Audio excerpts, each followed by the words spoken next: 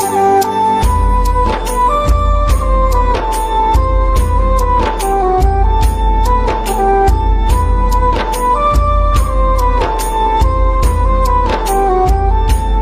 شہر مدینہ کی جانب ہاتھوں میں ڈالے ہاتھ چلے، جو نعت نگر کا راہی ہے آ جائے ہمارے ساتھ چلے۔ نعت نگر کے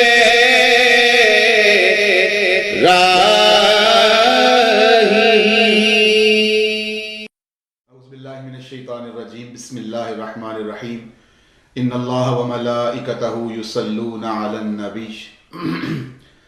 یا ایہا الذین آمنوا صلوا علیہ وسلموا تسلیما۔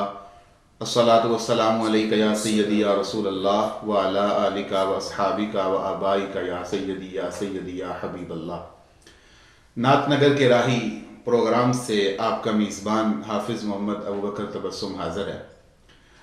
ناظرین کرام، نعت انسان کی پرسنل چوائس کا نام نہیں ہے، نعت اللہ کی توفیقات میں سے ایک توفیق کا نام ہے جو اللہ رب العزت کسی بھی انسان کے دل میں ڈالتا ہے، اور اس کی اجازت کے بغیر کوئی بھی اس کے محبوب کی ثنا نہیں کر سکتا ہے۔ یہ اس کی توفیقات ہیں کہ ایک بندہ نثر میں بھی نعت کہتا ہے، ایک بندہ نظم میں نعت کہتا ہے۔ آج ہمارے درمیان ایک اور نعت نگر کے راہی موجود ہیں۔ میری مراد پنجابی ادب میں، پنجابی لٹریچر میں پی ایچ ڈی کر رکھی ہے اور کثیر کتابوں کے مصنف ہیں، اور تنقید کے حوالے سے خاص طور پر ان کا ایک خاص مقام ہے، اور گوجرانوالہ کے، میں صرف نعتیہ منظر نامہ نہیں کہوں گا بلکہ گوجرانوالہ کے ادبی منظر نامے میں وہ ایک خاص مقام رکھتے ہیں اور خاص ایک ان کا لیول ہے۔ آج ہمارے درمیان موجود ہیں محترم جناب ڈاکٹر احسان اللہ طاہر صاحب۔ السلام علیکم ورحمۃ اللہ۔ جی وعلیکم السلام ورحمۃ اللہ۔ کیسے ہیں ڈاکٹر صاحب؟ اللہ کا شکر ہے، میں ٹھیک ہوں، بہت شکریہ آپ کا۔ بہت شکریہ، آپ نے اس پروگرام کے لیے وقت دیا، اور یقیناً یہ نعت نگر کے راہی ہم سب ہیں، ہم بھی نعت نگر کے راہی ہیں، آپ بھی نعت نگر کے راہی ہیں، اور بڑا خوش نصیب ہوتا ہے وہ جو نعت نگر پہنچ جائے اور جسے نعت والا اسے قبول کر لے۔ اس سے بڑی تو خوش نصیبی ہو ہی نہیں سکتی۔ ڈاکٹر صاحب یہ بتائیے کہ نعت سے آپ کا رشتہ کب کا ہے؟ بچپن میں نعت کے کیا تعلق ہے؟ پھر جوانی میں، پھر لکھنا کب سے شروع کیا، پڑھنا کب سے شروع کیا، اور سننے کا کیا تعلق ہے؟ نعت سے رشتہ ہے، ذرا وہ بتائیے گا۔ آپ کا بہت شکریہ، بسم اللہ الرحمن الرحیم۔ آپ کا بہت شکریہ، آپ نے بلایا اور نعت کے حوالے سے آپ نے مجھے جو دعوت دی ہے اور جو سوال پوچھا ہے۔ بات یہ ہے کہ انسان کا اپنے رب سے تو رشتہ اسی وقت قائم ہو جاتا ہے جب اس کے کانوں میں اذان پڑتی ہے، اللہ اکبر اللہ اکبر، اور جب اس کے کانوں میں نام دیا جاتا ہے اشہد ان محمد رسول اللہ، تو ہم آشنا تو اسی وقت ہو جاتے ہیں، ہم کلمہ تو ہم اسی وقت پڑھ لیتے ہیں، اور اللہ کا شکر ہے کہ اس نے مسلمانوں کے گھر میں پیدا کیا۔ تو یہ محلے کی مسجد میں جب بچے پڑھا کرتے تھے نعتیں، تو میں بھی ان لوگوں میں شامل تھا جو ابتدا میں نعتیں پڑھا کرتے تھے۔ پھر نعتیں میں ظاہر میٹرک تک تو میں نے کچھ نہیں لکھا، ایف اے تک بھی میں نے کچھ نہیں لکھا، بی اے کے بعد میں نے لکھنا شروع کیا۔ اچھا، تو ابتدائی طور پہ میں نے محمد اقبال نجمی سے اصلاح لی، غزل لکھی، میں نے نظم لکھی، مگر پھر انہوں نے جب 1997 کی بات ہے، میرا خیال ہے 96 کی، انہوں نے جب حمد نمبر شائع کیا تو میں نے اس میں مضامین لکھے۔ اچھا، اس کے بعد انہوں نے نعت نمبر شروع کیا، نعت نمبر میں میں نے بہت ساری کتابوں پہ تبصرے لکھے، تنقیدی اور تحقیقی حوالے سے انہوں نے مجھ سے بہت سارے مضامین لکھائے۔ میں سمجھتا ہوں کہ وہ لمحہ آغاز تھا جو 1997-96 میں جب انہوں نے حمد نمبر کے بعد نعت نمبر شروع کیا، شخصیت کا ارتقا تھا وہ۔ جی، وہ لمحہ آغاز تھا جب میں نے حمد پہ، نعت پہ کام کرنے کا آغاز کیا تھا۔ صحیح۔ ڈاکٹر صاحب آپ نے فرمایا کہ نعت کے اوپر جو نعت مضامین ہے اس کے اوپر تنقیدی تبصرہ آپ نے کیا۔ میں یہ پوچھنا چاہتا ہوں کہ کیا نعت کو تنقید کی ضرورت ہے؟ آپ کا سوال بہت اچھا ہے، آپ نے بہت ہی گہرا اور بہت اچھا سوال کیا۔ دیکھیں، بات یہ ہے کہ بعض لوگ کہتے ہیں کہ تخلیق اور تنقید کا آپس میں رشتہ ہے، یعنی کہ تنقید بعد میں وجود میں آتی ہے اور تخلیق پہلے۔ ایسا نہیں ہے، بلکہ تخلیق سے پہلے تنقید وجود میں آتی ہے، کیونکہ شاعر جب سوچتا ہے، جب لکھنا شروع کرتا ہے تو ایک مصرع بنتا ہے، جب کوئی مصرع تر ہوتا ہے تو پھر وہ لکھنے سے پہلے، صفحہ کرتاس پہ اس کو لانے سے پہلے وہ اپنے ذہن میں سوچتا ہے، رد و بدل کرتا ہے، تبدیلی کرتا ہے. یعنی کہ ایک شاعر مصرع لکھنے سے پہلے ہی اس کو تنقیدی عمل سے گزارتا ہے. گویا وہ کسی کی اور کی تنقید سے پہلے اپنے لکھے ہوئے پر خود تنقید کرتا ہے. جب وہ مکمل مطمئن ہو جاتا ہے، اس کو اطمینان ہو جاتا ہے، جب اسے اس بات کا مکمل اعتبار آ جاتا ہے کہ اب میرا جو مصرع ہے وہ مکمل ہے، فنی حوالے سے، فکری حوالے سے، اس میں کوئی سکم نہیں ہے، اس میں کوئی فنی جول نہیں ہے، پھر وہ مکمل شعر بنا کے دوسرے کے سامنے پیش کر دیتا ہے. اب اس میں حوصلہ ہونا چاہیے، صبر ہونا چاہیے، محنت ہونی چاہیے، کیونکہ اس نے جو بھی لکھا ہے اب وہ ہمارا ہے، یعنی کہ عوام کا ہے. اب اس پہ جس طرح کی بحث آئے گی وہ ہونی چاہیے. مگر ایک بات بہت ضروری ہے، نعت پہ تنقید کرنے کے لیے جو دوسرا آدمی ہے وہ بھی اس کے ہم پلہ ہونا چاہیے، فکری طور پہ، عملی طور پہ، تعلیمی اور تدریسی حوالے سے اس کو سارے علوم آنے چاہیے نعت پہ تنقید کرنے کے لیے، جو ایک صنائع بدائع اور تنقید کے ماہر کو آنے چاہیے. وہ اسے آنے، اگر وہ اسے آتے ہیں تو اس پہ تنقید کرے، نہیں تو اس کا حق نہیں ہے کہ اس پہ تنقید. ڈاکٹر صاحب یہ نعت کی جو تنقید ہے، میں اس سے بات آگے بڑھاؤں گا. یہ جو نعت کی تنقید ہے، کیا یہ صرف لفظوں پر تنقید ہونی چاہیے، یا شاعر یا مصنف کے خیالات پر تنقید ہونی چاہیے، یا نعت کی حدود کے اندر جو بھی آتا ہے، مثلا نعت گو نہیں، نعت خواں بھی نعت کی حدود میں آ جاتا ہے، ایک تحت اللفظ پڑھنے والا بھی نعت کی ڈومین میں آ جاتا ہے. اس کی وضاحت، اس کا لباس، اس کے اخلاق، کیا اس کے اوپر بھی تنقید، نعت پر تنقید کہلائے گی؟ نہیں، ذاتیات نہیں. جی، ایک نقاد نے صرف اس پہ تنقید کرنی ہے جو اس کے سامنے موجود ہے، مضمون کھلا ہوا، جو اس کے سامنے فکر آئی ہے اس پہ تنقید کرنی ہے. اب دیکھنا یہ ہے کہ لکھنے والے نے جو لکھ دیا ہے اس پہ تنقید ہوگی کیا. اس پہ یہ ہوگا کہ کیا نعت کو شرعی حدود میں رکھا گیا ہے، شرعی حدود کے تقاضے پورے کیے گئے ہیں، کوئی ایسا مصرع، کوئی ایسا فکرہ، کوئی ایسا لفظ جو شان نبوت سے کم تر ہے، چھوٹا ہے، وہ تو نہیں استعمال کیا گیا.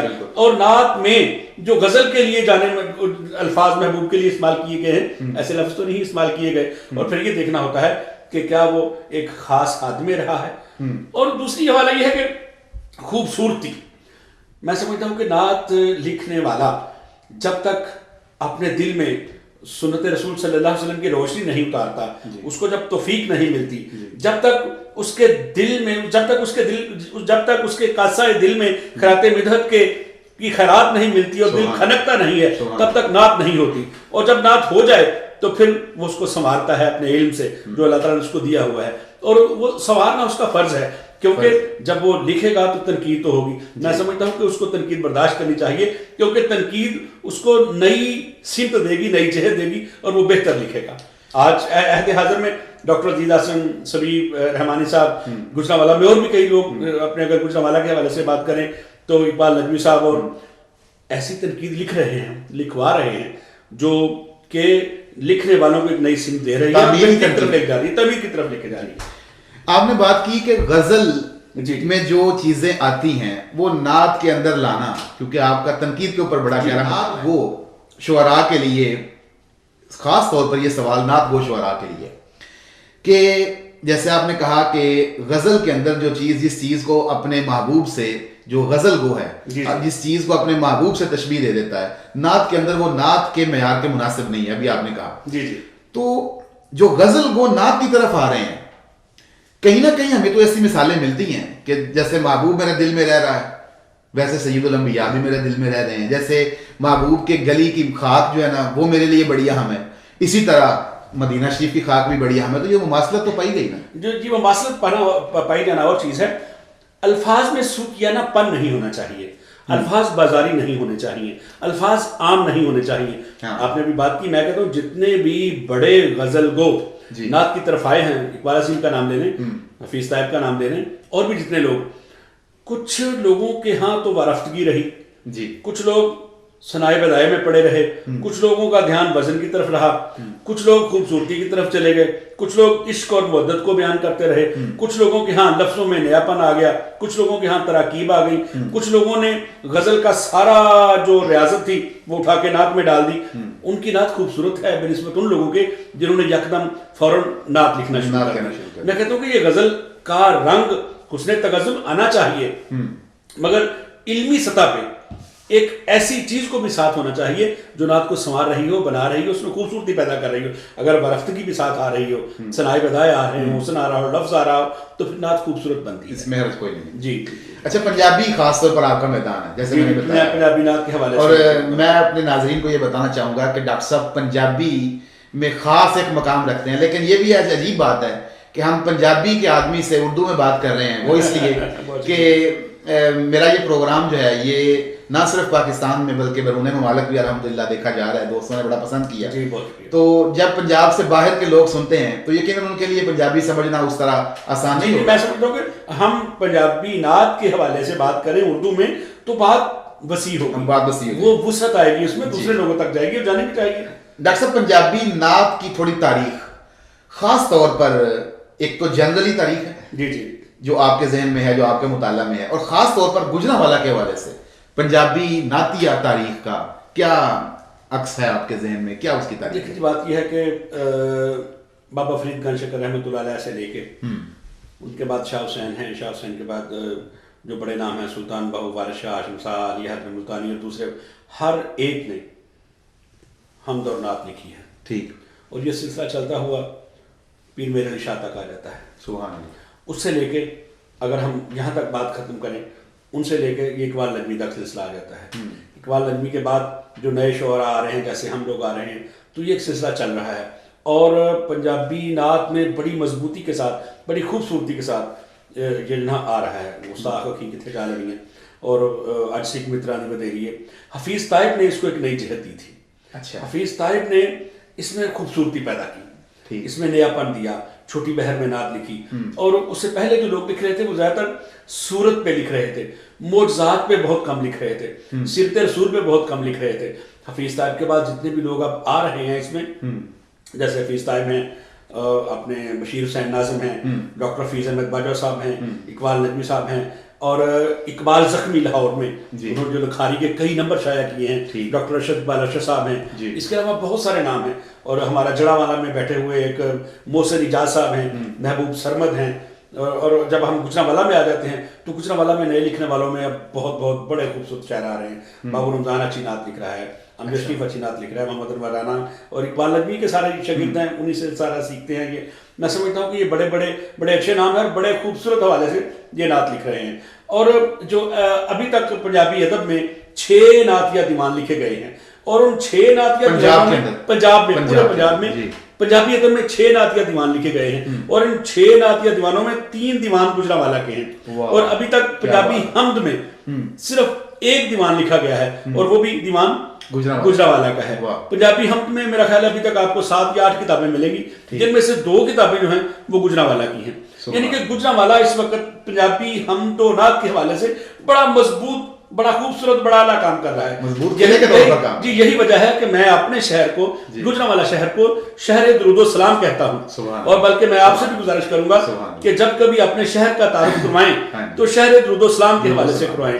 हमारी गुजरांवाला में जो तंजीम है, इकबाल नजमी साहब ने जो बनाया है, ऐवान हमदुनात बनाया हुआ है, और दूसरा जो अटक के सैयद शाकिरुल कादरी साहब हैं, उनकी जो मरकजी तंजीम यहाँ पे जो काम कर रही है सैयद इजाज शाह के हवाले से, और मैं उसको जासा चला रहे हैं, मैं उनके साथ हूँ, फरोगे नात जो है। तो ये तंजीमें नात के हवाले से बड़ा मोतबर, बड़ा मुस्तनिद और बड़ा आला काम कर रही हैं। तख्लीकी और तनकीदी हवाले से नए लिखने वालों की फिक्री आबियारी कर रही हैं, उनको एक ऐसी जहत और सिमत दे रहे हैं कि वो नात लिखते हुए किसी भी किस्म की झिझक महसूस नहीं कर रहे। उनको हम हर किस्म की किताबें देते हैं, वो पढ़ते हैं, लिखते हैं, सोचते हैं, बहस करते हैं, फिर उस पर एक खूबसूरत शेर निकलता है। तो बात यह है कि ये जब तक ये तंजीमें मुकम्मल तौर पे लोगों की फिक्री आबियारी नहीं करेंगी, ऐसे काम नहीं चलेगा। हाँ, एक चीज की परेशानी होती है, वो लोग जो नात गो भी हैं और नात खां भी हैं जी, वो अवामी सतह की, महफिली सतह की इस तरह की नातें लिखते हैं कि कभी कभी पढ़ के उनको हमें कुछ شرمندگی بھی محسوس ہوتی ہے. میں آپ قطع کلامی معاف میں اسی بات کو بڑھانا چاہ رہا تھا. اس کو میں ایک سوال میں یوں کر لیتا ہوں کہ جو جیسے آپ نے کہا کہ نعت وہ نعت خواں بھی ہیں. جی ہاں ڈاکٹر صاحب جو اردو زبان ہے نا یہ لشکری زبان ہے جی, اور اس کے اندر فارسی کے الفاظ بھی بکثرت ہیں, عربی کے بھی ہیں, پنجابی کے بھی ہیں, لیکن پنجابی تو ایک مستقل زبان ہے جی, اور اس کی باقاعدہ ایک تاریخ ہے, اس کے باقاعدہ حروف تہجی ہیں اور باقاعدہ اس کے جو ہے نا وہ محاورات ہیں. یہ جو آج لوگ پنجابی لکھ رہے ہیں کیا آپ ان سے مطمئن ہیں کہ یہ واقعی پنجابی لکھ رہے ہیں؟ بات یہ ہے کہ اگر آپ یہ کہیں کہ وہ جو میاں محمد بخش کی طرز کی نعت ہے, واہ کریم مدہ والی مہر شفاعت کردہ تے جبرائیل جائے جس جاکر چاکر نبیاں دا اثر کردہ, اگر آپ کہیں کہ وہ اجسک متران دی ودیری ہے کیوں جندلی اداس بندیری ہے, اگر آپ کہیں کہ حفیظ طائب کی طرح کی نعت لکھی جائے, اگر آپ کہیں کہ جو تھے محمد علی ظہوری, اعظم چشتی اور اس طرح کی, تو بات یہ ہے کہ وہ ان کا ایمان, ان کی محبت, ان کی عقیدت اور ان کے اندر جو روشنی تھی اب وہ روشنی نہیں ہے. اب معاشرے میں وہ لوگ نہیں ہیں جو اس طرح کا علم رکھتے ہوں. جب تک علم انسان اندر اور باہر سے اس کا قول و فعل کا تضاد ختم نہیں نہ ہوگا اس طرح کی بڑی نعت نہیں لکھی جائے گی. صرف نعت لکھ لینا کوئی بات نہیں. میں سمجھتا ہوں کہ یہی وجہ ہے کہ آج اگر اچھی نعت نہیں لکھی جا رہی تو اس کی بنیادی وجہ یہی ہے کہ تربیت کرنے والے نہیں رہے. وہ بڑی جو اکیڈمیز تھیں, بڑے بڑے لوگ تھے, وہ نہیں رہے. اگر کوئی ہیں بھی تو وہ بیٹھے ہوئے ہیں. ڈاکٹر صاحب واردات کی تو بات ہی نہیں کر رہا میں یہ تضاد کی بات نہیں کر رہا. یہ جو الفاظ ہیں اس کا تعلق تو واردات کے ساتھ نہیں ہے نا, وہ ایک اور چیز ہے.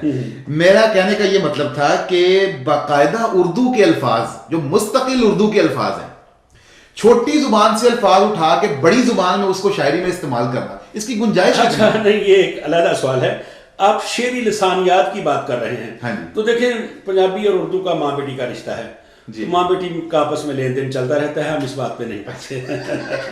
یہ پنجابی کو اردو کی ماں کہا جاتا ہے, اور اگر ماں بیٹی سے کچھ لے رہی ہے, بیٹی ماں کو کچھ دے رہی ہے تو اس میں کوئی بات نہیں. یہ گویا یہ داج میں لفظ آ رہے ہیں.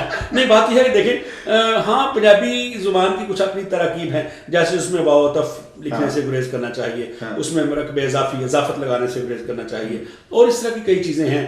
تو جو پڑھے لکھے پنجابی ہیں, جو واقعی پنجابی ادب کو سمجھتے ہیں, جانتے ہیں, اس کی تاریخ سے واقف ہیں, وہ احتیاط کرتے ہیں, وہ اس طرح کا کام نہیں کرتے. اور اگر کوئی کر رہا ہے تو اس میں میرا خیال ہے کہ خوبصورتی آ رہی ہے تو کوئی بات نہیں, آنے دیں. نعت میں اس طرح کی چیزیں چل رہی ہیں, چلنے دیں. تو وہ ایک چیز ہے. اب پیر فضل گجراتی نے جو نعت لکھی تھی تو وہ ساری اس میں فارسیت بہت زیادہ تھی, مگر جب وہ خالص پنجابی شاعری کرتے ہیں تو ان کا مزہ آتا ہے. دیکھیں ان کا شعر مجھے یاد آ رہا ہے کہ دنیا دے رہبر بن نکلے آرابی نخلستانہ دے, کتھے لے گئیاں آقا دیاں بندہ پروریاں. اب بندہ پروری, آقا اور عرابی اور نخلستان, تو یہ ایک نعت کے ساتھ, سیرت کے ساتھ جڑے ہوئے وہ الفاظ ہیں ان کا متبادل نہیں ہے. ان کے مترادفات و اشتراکات پنجابی میں ڈھونڈنا مشکل نہیں, ناممکن ہے. اس لیے اگر اس طرح کے الفاظ اگر آپ کہتے ہیں, عرابی آ رہا ہے, نخلستان آ رہا ہے, بندہ پروری آ رہا ہے, تو یہ الفاظ ضروری ہیں نعت میں.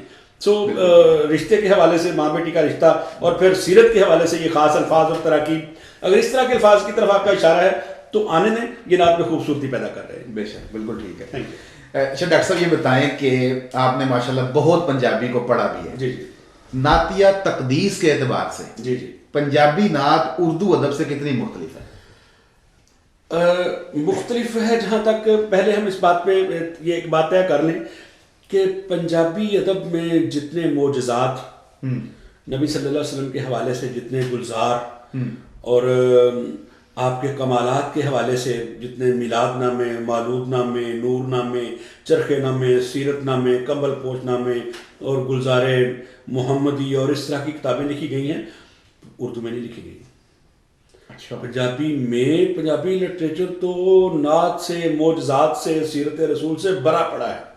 بس افسوس اس بات کا ہے کہ ہم یعنی کہ پنجابی اس ثقافت سے, اس روایت سے, اس کلاسیکی ادب سے بہت دور ہیں. ڈاکٹر صاحب اگر ان چیزوں کو تنقیدی نگاہ سے دیکھیں, جی, جیسے آپ نے کہا کہ کمبل پوش وغیرہ, جی جی, بڑی بڑی چیزیں, اس میں ایک شاہ نامہ کربلا ہے, جی, بہت ساری چیزیں ہیں, اس سے ہٹ کے بھی ہیں. کیا یہ وہ چیزیں جو واقعات ہو چکے ہیں, جی, اور یہ باقاعدہ احادیث کا حصہ ہیں؟ جی بالکل. کربلا ہے, یہ تاریخ کا حصہ ہے. جی. جس کو اس طرح لکھا گیا ہے جیسے وہ لکھا گیا ہے، کیا وہ واقعہ چونکہ اہل بیت کے ساتھ ایک معاملہ بنا، وہ خاص ایک تقدس کا مقام ہے وہ خانوادہ جو ہے، اور وہ واقعہ ایک خاص غم کی یاد دلاتا ہے، جیسے وہ واقعہ کربلا لکھا گیا ہے، اس کو آپ یوں کہیں گے کہ انہوں نے اس میں شعریت زیادہ ڈالی ہے اور روایت کی طرف کم توجہ دی ہے، تو کیا تنقیدی نگاہ سے آپ اس کو اس طرح تنقیدی نگاہ سے نہیں دیکھتے؟ دیکھیں نا ایک اور واقعہ نا، ایسی چیز ہے جی جس پہ تنقید کرنے کے لیے آپ کو تاریخ کا گہرا شعور، تاریخ کا گہرا مطالعہ اور اس میں مفکرانہ نگاہ آپ کی جو بڑی گہری ہونی چاہیے. تو نعت پہ جب آپ تنقید کریں گے تو آپ کا سیرت کا مطالعہ بہت گہرا ہونا چاہیے. آپ کو پتہ ہونا چاہیے کہ یہ لفظ عربی کا ہے اور پنجابی میں اگر عربی کے الفاظ کو اسی متن اور اسی تلفظ کے ساتھ نہیں باندھا گیا، نہیں لایا گیا، تو پھر اس پہ تنقید تو ہوگی. ہمارے پنجابی شاعر لفظ کو کھینچ کے پنجابیت اس میں ڈال کے اس کو اپنی مرضی سے استعمال کر لیتے ہیں، تو پھر اس پہ تنقید ہوتی ہے. میرا خیال ہے کہ ابھی اس حوالے سے یہ پنجابی کا ابتدائی سفر ہے، ابھی ان کو قبول کر لینا چاہیے. ایسا ایسا جب پنجابی ایک مکمل زبان اور مکمل ادب کے طور پہ سامنے آئے گی تو پھر اس پہ انشاءاللہ آگے تنقید بڑھے گی. تو پھر میں اس کو مزید اس کو بڑھانا چاہتا ہوں اس بات کو کہ دیکھیں ایک عام واقعہ ہے نا، فرض کر لیں پنجابی کے اندر ہیر رانجھے کا واقعہ لکھا گیا، یا سسی پنو کا واقعہ لکھا گیا ہے، یا مرزا صاحبہ کا واقعہ لکھا گیا، اس میں رد و بدل پتہ نہیں کتنے لوگوں نے لکھا ہے وہ. جی میں تو اکثر کہتا ہوں کہ جتنے قصے ہیں اتنی ہی روایتیں ہیں، اتنی روایتیں ہیں. بالکل اس میں کوئی کسی ایک شاعر کا قصہ دوسرے سے نہیں ملتا. میں سوال یہ کرنا چاہ رہا ہوں کہ یہ قصے ایسے ہیں اگر ان میں شاعر اپنی مرضی سے رد و بدل کر لے تو فرق نہیں پڑتا. لیکن ایک نعت اور ایک ایسا واقعہ جو پاک خاندان کے ساتھ ہوا ہے اور ہمارے ساتھ بلکہ امت کا ان کے ساتھ ایک تقدیس کا رشتہ ہے، اور ایک فرض کرنا ایک واقعہ ہوا مثلا امام علی اکبر رضی اللہ تعالیٰ عنہ اپنے جو لشکر تھا وہاں سے گئے، وہاں پہ شہید ہوئے، جو ان کی جو نعش مبارک ہے وہ واپس آئی، جسد نوری جو ہے واپس آیا. اس کو اس رنگ سے بیان کرنا صرف اس لیے کہ لوگ اس کو سن کے روئیں، یا اس کو اس نظر سے آپ شاہ نامہ کربلا کو، کمبل پوش کو، معجزات جو بیان کیے گئے جس طرح عالم لوہار نے بڑے معجزات پڑھے ہیں، اس نظر سے کیسے دیکھتے ہیں؟ تنقیدی نگاہ سے دیکھیں. ہاں تنقیدی نگاہ سے اگر ان کو دیکھا جائے نا تو ہمارے جو وہ شاعر تھے ان کے پاس ماخذ جی اپنی اس اصل حالت میں نہیں تھے.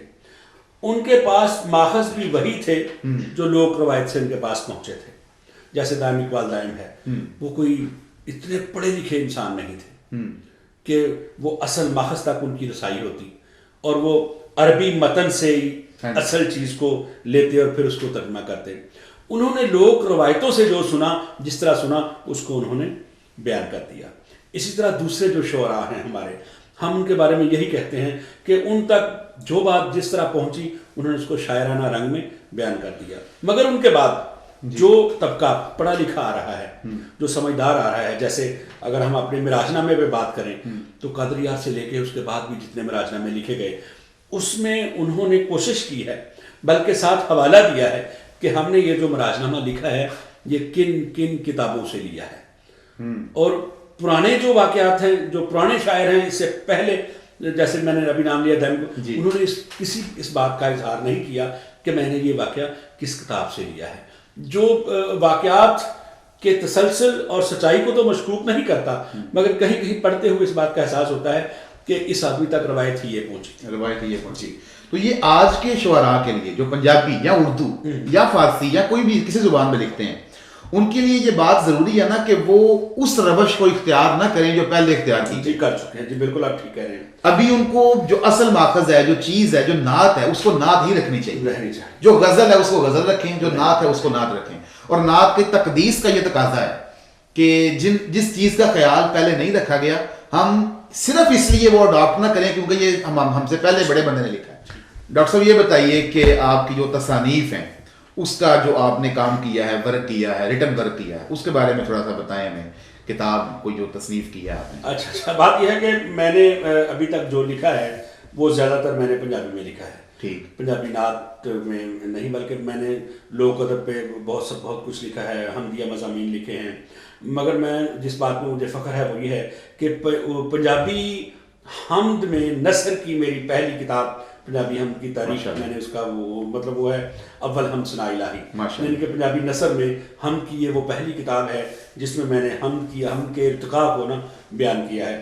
اس کے علاوہ میں نے بہت ساری چیزیں مرتب کی ہیں، جیسے سیرفی امر ہے، محمد الدین وصف ہوا کرتے تھے گجرا والا کی حمدیہ سیرفیہ، اس کو میں نے مرتب کیا ہے۔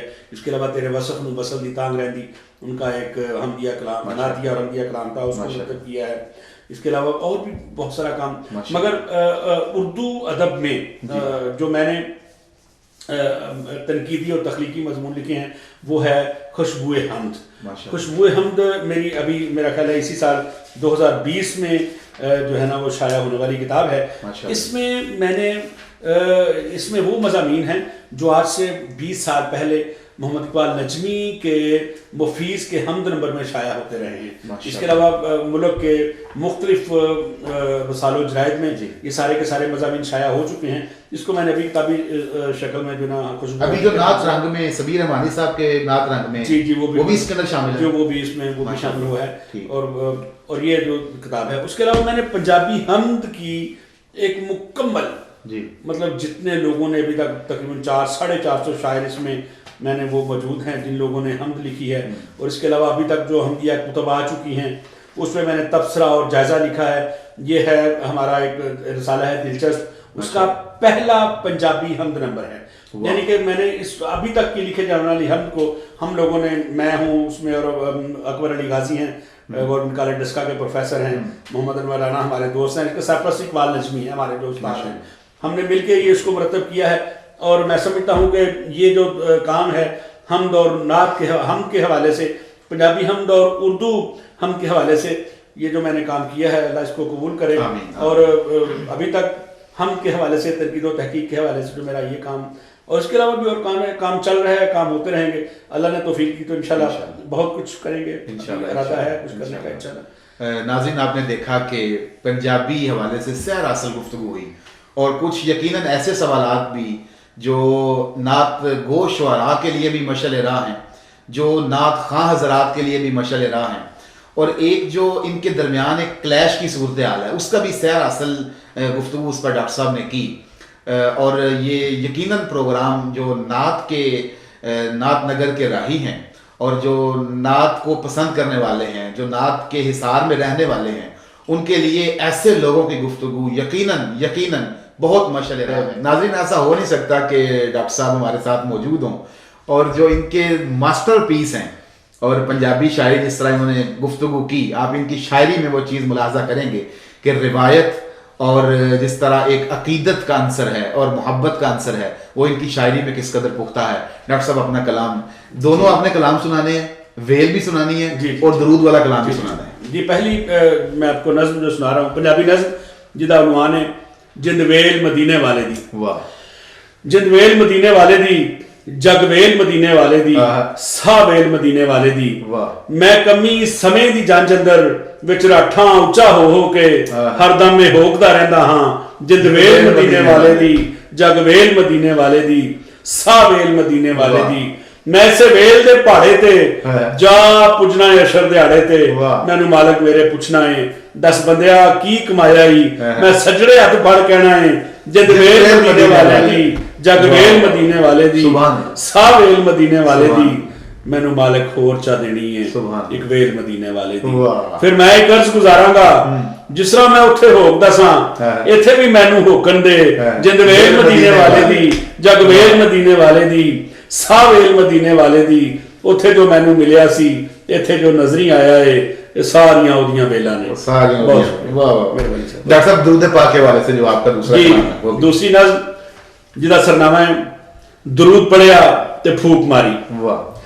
دہشتاں دے سمے دے اندر وحشتاں دے نگر چ رہ کے بھی بال سفراں تے کلوں پہلاں سوچیا ہی نہیں کہ کی بنے گا۔ واہ واہ واہ، دہشتاں دے سمے دے اندر وحشتاں دے نگر چ رہ کے بھی بال سفراں تے کلوں پہلاں سوچیا ہی نہیں کہ کی بنے گا، انہاں دوالے پناہ دی انج کندھ ساری، نام تیرے دا ورد کیتا درود پڑھیا تے پھوک ماری۔ واہ واہ واہ، جدا اگلا بات سنو جی کہ میرے پروار دے جیاں نوں یا ਨੀਂਗਰਾਂ ਨੂੰ ਤਾਪ ਚੜ ਜੇ ਜਾਂ ਕਸ ਡੇਗੇ ਮੇਰੇ ਪਰਿਵਾਰ ਦੇ ਜੀਆਂ ਨੂੰ ਜਾਂ ਨੀਂਗਰਾਂ ਨੂੰ ਤਾਪ ਚੜ ਜੇ ਜਾਂ ਕਸ ਡੇਗੇ ਨੀਮਾ ਕੀ ਮੰਗ ਜਾਣੋ ਪਹਿਲਾਂ ਅਸਾਂ ਗਰੀਬਾਂ ਨੂੰ ਮੇਰੇ ਸਾਈਆਂ ਇੱਕੋ ਹੁੰਦੀ ਏ ਬੁੱਤੇ ਸਾਰੀ ਤੇ ਇਹੋ ਹੁੰਦੀ ਏ ਕਸ ਉਤਾਰੀ ਨਾਮ ਤੇਰੇ ਦਾ ਵਿਰਦ ਕੀਤਾ ਦਰੂਦ ਪੜਿਆ ਤੇ ਫੂਕ ਮਾਰੀ ਆਖਰੀ ਬੰਦੇ ਦਾ ਜੀ ਕਿ ਖਿਆਲਾਂ ਫਿਕਰਾਂ ਦੇ ਵਹਿਣ ਅੱਗੇ ਕਦੇ ਜੇ ਅੱਖਰਾਂ ਅੜੋ ਚੜਾਇਆ ਖਿਆਲਾਂ ਫਿਕਰਾਂ ਦੇ ਵਹਿਣ ਅੱਗੇ ਕਦੇ ਜੇ ਅੱਖਰਾਂ ਅੜੋ ਚੜਾਇਆ ਜਾਂ ਕਾਫੀ ਏ ਕਿਧਰੇ ਬੰਨ ਲਿਆ ਤੇ ਯਾਰ ਦੀਫਾ ਨੇ ਲੋਕ ਲਾਈ ਤਦੋਂ ਖਿਆਲਾਂ ਫੜੀ ਉਡਾਰੀ ਜਦੋਂ ਮੈਂ ਆਪਣੇ ਹੀ ਜੁੱਸੇ ਸਾਈਆਂ ਨਾਮ ਤੇਰੇ ਦਾ ਵਿਰਦ ਕੀਤਾ ਦਰੂਦ ਪੜਿਆ ਤੇ ਫੂਕ ਮਾਰੀ ਬਹੁਤ ਸ਼ੁਕਰੀਆ ਜੀ ਬੜੀ درود پڑھیا کہ پھوک ماری جی درود پڑھیا تے فوک ماری سبحان اللہ جی کیسا عقیدت بھرا جی بہت شکریہ کلام ہے اور اس کے اندر جو ایک محاورے کا استعمال ہے جو ویل نام کی چیز ہے وہ آپ ویسے بھی سنتے رہتے ہیں اور ویسے آپ اس کا مشاہدہ کرتے رہتے ہیں لیکن اس ویل کو نعت میں کس قدر خوبصورتی سے استعمال کیا گیا یہ ڈاکٹر صاحب آپ کا ہی خاصہ ہے ان اشعار کے ساتھ اپنے پروگرام کا اختتام کرتا ہوں کہ جب مدینے کی طرف کوئی نکل پڑتا ہے جب مدینے کی طرف کوئی نکل پڑتا ہے اس کے پیچھے دل بے تاب پچھل پڑتا ہے اور پڑھتا رہتا ہوں درود ان پہ بسد شوق و ادب پڑھتا رہتا ہوں درود ان پہ بسد شوق و ادب ورنہ سانسوں کی روانی میں خلل پڑتا ہے اور اے میرے لفظ دعا یاد دلا دوں تجھ کو اے میرے لفظ دعا یاد دلا دوں تجھ کو سبز رنگت کا بھی رستے میں محل پڑتا ہے سبز رنگت کا بھی رستے میں محل پڑتا ہے